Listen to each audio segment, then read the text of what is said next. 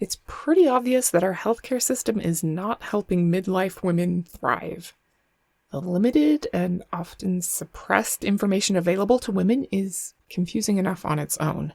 Then, once you finally dive in and make some sense of how you want to approach your hormonal health, why is it so hard to find a good prescriber to work with? You're listening to the Health Courage Collective podcast, episode 218. Why is it so hard to find a good hormone doctor? Welcome to the Health Courage Collective podcast, the show for women who are too busy to slog through hours of generalized, inapplicable, and often contradictory health information, but too smart to ignore that a few minutes of focused attention now can prevent years of suffering in the future. I'm your host, Christina Hackett, a pharmacist who doesn't want you to live on prescriptions, a certified coach specifically trained to maximize your potential, and a compulsive learner obsessed with preventative, cutting-edge, holistic, and integrative medicine. I'm on a mission to increase your physical and mental resilience so you can fearlessly look forward to your next 40-plus limitless years. Your time is now. Let's go. Hey, welcome to another episode. I'm so glad to be here with you today. I hope that you are doing great. How is your heart rate recovery? It's a free and easy check from home thing you can do yourself at home to get some information about your risk for the number one most likely thing to kill you. Even better, if you find you could use some improvement, there are totally things you can do to become more resilient and less like the general population who stops living before they die. Today, we're going to talk about finding a doctor to help you with midlife hormone health. We all know that menopause is way more than just the end of having periods or babies. I don't think most people, including the women experiencing it in real time, appreciate the huge extent to which peri and menopause affect every aspect of their biology, psychology, health span, but we do know that it's, let's say, extensive. So, who would you go to for help navigating the physiological consequences and symptoms of these dramatic hormonal changes? What do you think? Your OBGYN? An internal medicine doctor? Your family practice physician? I think any of those sound reasonable. Half of the population will go through the dramatic biological changes of menopause, so it only makes sense that those doctors would all be prepared to handle midlife female hormone changes as they are pink eye, which affects approximately 20% of the population in their lifetimes, or prediabetes, which affects about 40% of U.S. adults currently, a sprained ankle, about 1% of the population per year, high blood pressure, which about 48% of the adult U.S. population has, low back pain, which about 26% of the U.S. adult population has at any given time, or pregnancy, which about 43% of the population experiences at some point. But here's what we do know. An AARP study of internal medicine residency graduates revealed that greater than 80% of them said they would not be comfortable or prepared, nor have they been adequately trained to even discuss menopause, let alone treat menopausal women. Only 20% of OBGYN doctors are even offered any training about menopause. These are the female health doctors. 80% of them aren't even offered the opportunity to learn about menopause. According to Dr. Rachel Rubin, less than 6% of internal medicine, OBGYN, or family practice doctors even get 1 hour of menopause education during medical training. 1 hour. That's not enough to actually help anyone, and 94% of doctors don't even get that. That's insane. It's insulting, and it's bad for society economically because the cost of healthcare goes way up for women who have to suffer all of these diseases caused by their rapid loss of hormones. But much worse, the world is worse off when wise women are unnecessarily suffering and unable to shine brighter and live and give more as they get older. So why is this the nightmare that we can't wake up from? Well, the study called the Women's Health Initiative that ended in 2005 led to a crap ton of misinformation that scared everyone away from using hormone therapy for women. We could spend an entire day or more talking about how poor the science and the conclusions from that study are, and many people have, but suffice it to say that it's rubbish. But it scared an entire generation of doctors so thoroughly that when the doctors who knew how to properly prescribe hormone therapy for women retired, there were almost no new doctors trained to take their places. So while most people are sort of waking up to the fact that we unconscionably harmed a huge portion of women, we still have this major brain drain within the medical system. Doctors don't know what to do. A wise patient and doctor both know that there are some risks to taking hormone replacement therapy. Most doctors have a distorted idea of what those risks are. To be fair to them, hormone replacement prescription products have these scary black box warnings to prescribers about risks of breast cancer and endometrial cancer, cardiovascular events, blood clots, and dementia, which is part of the idiocracy. But doctors are trained to err on the side of caution, which is usually a good thing. But in this case, out of an abundance of caution, women are being materially harmed via negligence. So we're left with all doctors, OBGYNs, family practice doctors, internal medicine doctors, endocrinologists, you name it, saying, yeah, this really isn't my thing. They'll say it's not in my scope of practice. I'm not familiar with it. I don't feel comfortable. In a typical 5-minute office visit, they'll typically just dismiss women's requests and concerns so that they don't have to deal with something that they haven't been taught how to do. Or they'll offer something that they do know how to do, like writing a prescription for Prozac or telling you to eat more greens. The real problem is that nobody sees menopause as their problem. Many of them fear that their malpractice insurance won't cover them if they put a woman on hormone replacement therapy. And maybe they wouldn't, I don't know. That's a legitimate concern from the doctor's perspective. But most doctors wouldn't stop for even 2 seconds and ponder the physiological implications of prescribing birth control prescriptions to women. And that stuff is really, really bad for your body and your future and is way more dangerous in terms of blood clots and everything. But it's a no-brainer, and hormone replacement from perimenopause and menopause is a non-starter. It really makes no sense. The real truth is that they are killing women by trying to protect them. Women are unnecessarily suffering with not only the traditional disruptive symptoms of menopause, which are horrific enough on their own, but all of the downstream consequences of estrogen, progesterone, and testosterone depletion, including depression, anxiety, sleeplessness, concentration and memory problems, impaired immune system function, decreased libido, pain with sex, skin and hair thinning, decreased energy, increased fat accumulation, muscle mass loss, decreased bone density, and increased fracture risk, increased risk of colon cancer, decreased survivability if diagnosed with breast cancer, drastically increased risk of the number one killer of women, cardiovascular disease, and double the risk of the scariest disease of aging, dementia. And I'm sure some other stuff that I'm forgetting here. There are few doctors who are willing to entertain the idea of writing a prescription for hormone therapy for women, and way fewer who actually know how to do it properly. Doctors who are competent at helping women properly are like this tiny niche of medicine, which would be fine if that weren't all we had to serve half the population. It's truly crazy, and also unfortunately means that the few doctors who are able to help are usually cash pay because insurance is horrible for a myriad of reasons. So the only women who might be able to be helped are upper class women with disposable time to learn a very complicated topic for themselves and disposable income to pay for better treatment than the standard of care and at least some connections to figure out where to go, which excludes the vast majority of society, which is not okay. If you're not economically privileged, you're not going to get help. That's horrible.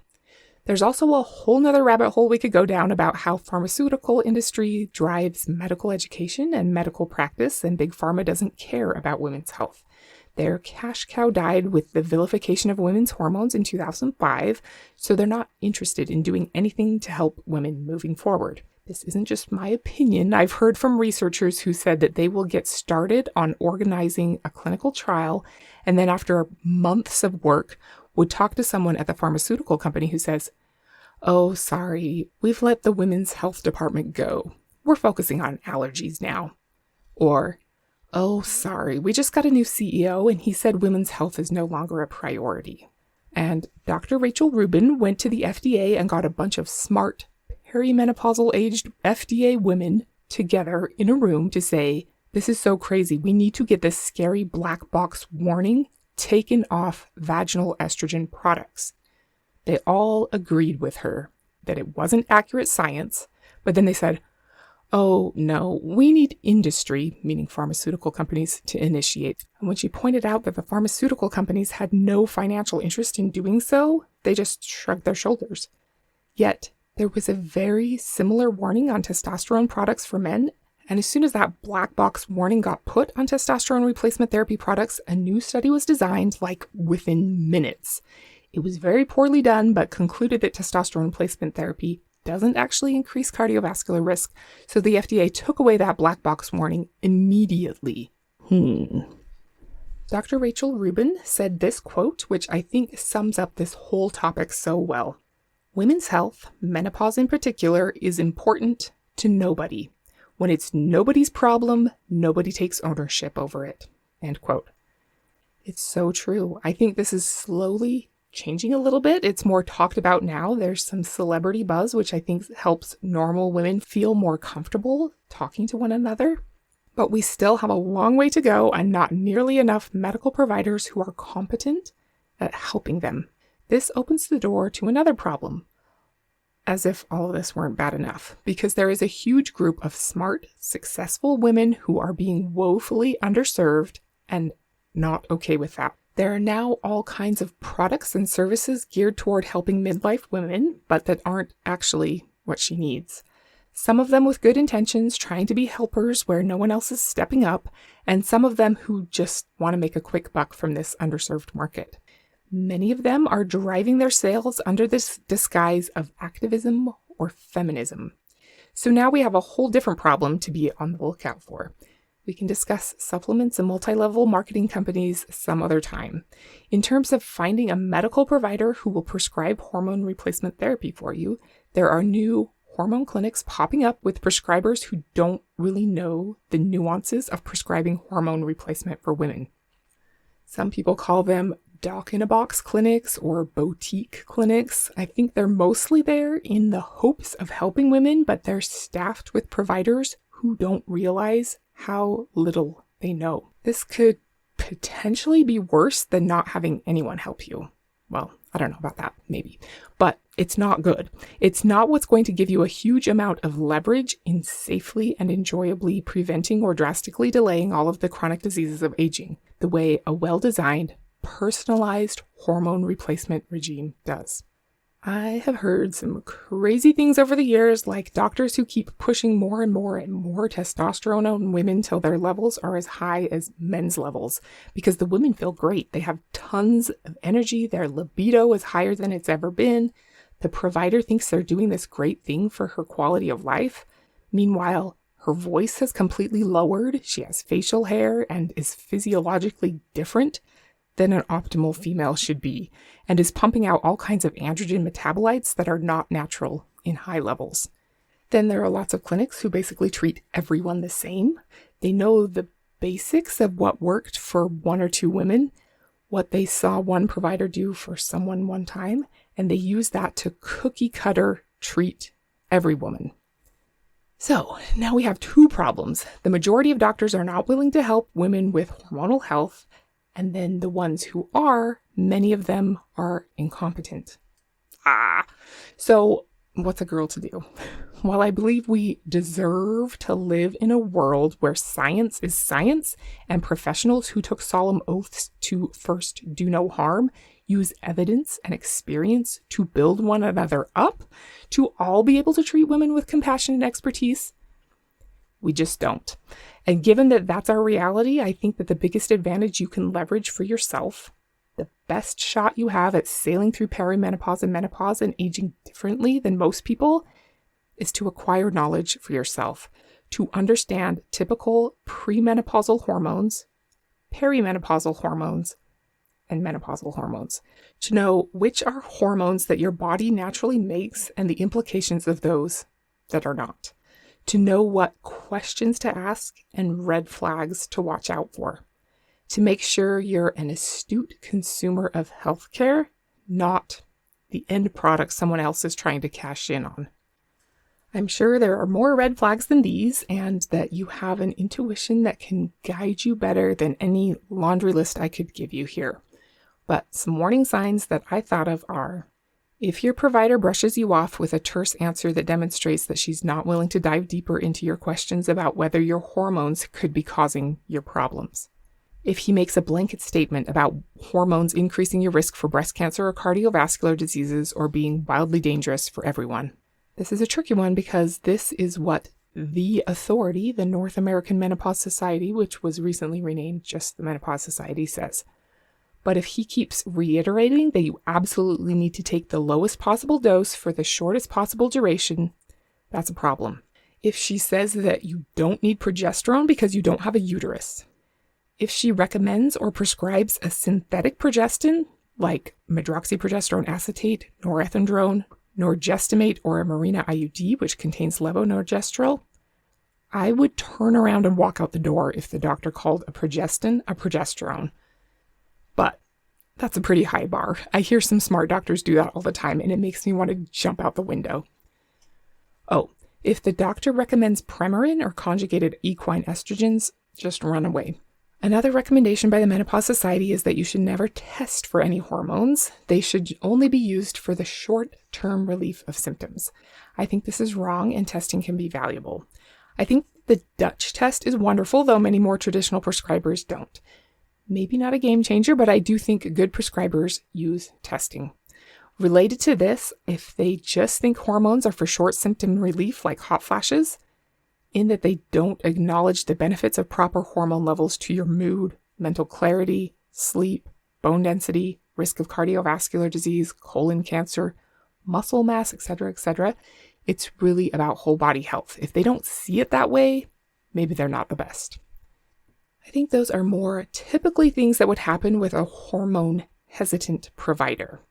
Then there are the red flags on the other extreme. I would consider it a problem if a doctor is overly anxious to start you on hormones, especially if you are hesitant. If they out and out dismiss your questions or concerns about family history of breast cancer or blood clots, if they tell you they are 100% safe and there's absolutely no risk and nothing to worry about, be worried about that. If they tell you you have to start right away and continue till you die, definitely be suspicious if they tell you where to buy the hormones that they're going to prescribe you. If you're paying them, the doctor, for your prescriptions, consider running away. If they don't give you the option to pick your own pharmacy, be super suspicious. I think it's okay to suggest options for people who don't have any idea of where to go, but they absolutely should not have a vested interest in your paying money to a certain pharmacy. I'd be extra cautious of telemedicine doctors. There can obviously be some good ones, but if it seems like some kind of doctor in name only situation where the only people you communicate with are all not actual medical professionals and an unseen doctor just allows them to use their name to meet legal requirements, that's a problem. If they don't get a thorough health history from you or understand what it is that you are wanting to achieve with hormone replacement therapy, that's a big issue. If they have a standard hormone recipe that they give to everyone, that's a problem. My personal preference is that you should not take estrogen orally. If that's their standard, I'd be worried about that. I'd be personally suspicious if they never mention the normal premenopausal 28-day hormone cycle to you at all. If they can't answer your questions or want to help you understand their approach and their reasoning. If they don't look at estrogen, progesterone, testosterone, DHEA, cortisol, and thyroid as all important and working together. Then, of course, you want to find someone that you vibe with, someone whose mindset matches yours. Do they think you're not a woman anymore if you don't take hormones? Do they want to try to make you look like you're 20 forever? Do you want those things? Do they emphasize cosmetic benefits as the most important things? Is that what matters most to you? Do they deeply believe in mimicking your premenopausal 28-day cycle of different amounts of hormones on different days, even though it means having a period every month? Do you? Do they think that's ridiculous? Do you? Do they think hormones should only be used for the worst symptoms and that you just aren't strong enough to power through on your own? Do you? Are they pointing out important things that you never thought to ask? Are they willing to say they don't know if they don't? How do they plan to make adjustments if you don't feel right? Are they giving you a list of warning signs to watch out for? Are they explaining how what they're recommending applies to your whole body health and that hormones do not exist in isolation? Are they emphasizing how lifestyle factors and habits affect all of this? How expensive will it be? Are they locking you into some kind of crazy ongoing payment schedule? It can be hard to find the right prescriber to help you maintain the biology that you want to have to be able to age at an elite level, so that you feel left out when all of your friends are complaining about normal aging. But it is possible. I hope you can understand why it's so hard a little bit more now, and that the best chance you have to get working with an awesome provider who can be really a game changer in helping you love your life is to be armed with knowledge. Knowledge about hormone levels, how they change throughout the month, how they change at perimenopause and menopause, and the body systems that they affect, which is virtually all of them. Developing your own principles and, I don't know if I'd say ideology, but tenets of health that feel right to you, so that you know if what they have to offer matches with what you want for yourself. There's been a brain drain with 20 years of doctors not being trained at all about prescribing hormones to women, followed by a new pop-up of questionable clinics trying to fill the gap, but not prepared to safely do so. This is why it's so important to know what questions to ask and what are legitimate risks and benefits to using hormone therapy. Then, of course, having your radar up for the red flags we discussed and the ones I forgot to mention, but I think you'll catch them because you're smart. You don't have to settle for the standard of care. You don't have to have the same experience that you might have seen your mother or aunts or grandmothers go through as they got older. It takes some extra sleuthing and research and learning. And most importantly, implementing in reality with routines and habits that are different than typical. But it's so worth it to keep your cells supplied with what they need to help you live and give more as you get older rather than less. It's exciting to think about how great your future can be. I'll put a link in the show notes to a list of providers who are certified in physiologic hormone restoration therapy. It's not the only way to go, but I do think it's a good one. That's a good place to start. There's also another place called World Link Medical that trains providers in hormone replacement prescribing. I'll put a link to that in the show notes too. The late Suzanne Summers used to have a good provider directory on her website, Forever Health, but it doesn't work anymore. I'll put one other link, but I don't know much about this BHRT Training Academy place. It may or may not be any good, but it's a starting place to see who's out there near you.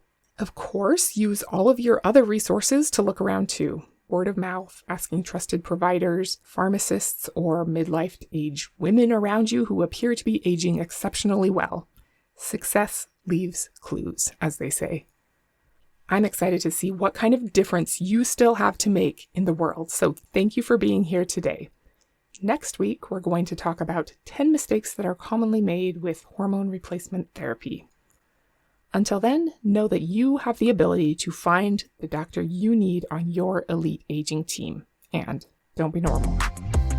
Thank you so much for tuning into the Health Courage Collective podcast. I am truly honored that you have paid me the enormous compliment of your time and attention. I would be so grateful if you would share this podcast with someone you know and subscribe so you never miss an episode. This podcast is for entertainment and information purposes only. Statements and views on this podcast are not medical advice. This podcast, including Christina Hackett and producers, disclaim responsibility for any possible adverse events by use of information contained herein. If you think you have a medical problem, consult a licensed physician.